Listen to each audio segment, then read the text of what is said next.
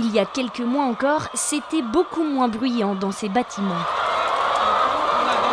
Ici vivent actuellement 120 000 poules pondeuses réparties sur 8 bâtiments.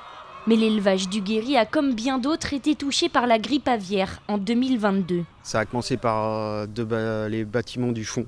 Ça s'est répandu à une vitesse phénoménale. Ça apporte une crainte en plus le matin, de rentrer dans le bâtiment et de pouvoir se dire ça y est, c'est arrivé chez nous. Et quand on a tout ce qu'il y a en place au niveau biosécurité et qu'on arrive à l'attraper, c'est dur.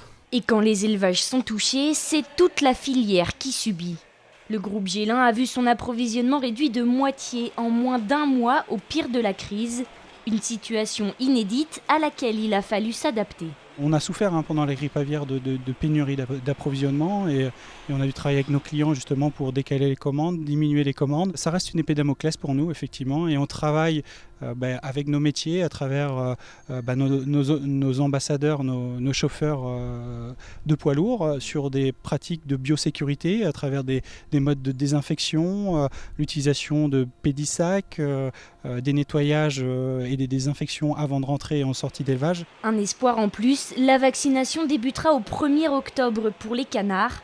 Si la poule pondeuse n'est pas encore concernée, la filière anticipe.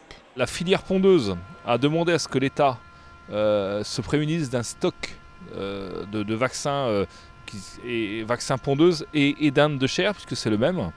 Par contre, on n'a pas de stratégie vaccinale de déterminer, tout simplement parce qu'on y va étape par étape. On est optimiste quand même sur la réussite de notre protocole ou de notre stratégie pour les périodes à venir, mais bon, le vaccin n'est pas l'assurance tout risque. Pour que ces œufs continuent de défiler, l'alliance du vaccin et de la biosécurité à toutes les étapes est donc indispensable.